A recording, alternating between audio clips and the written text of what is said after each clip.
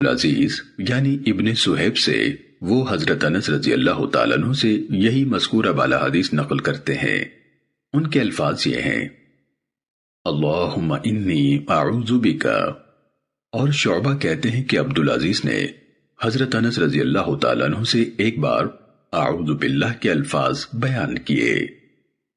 सुनने अबू दाऊद हदीस नंबर 5।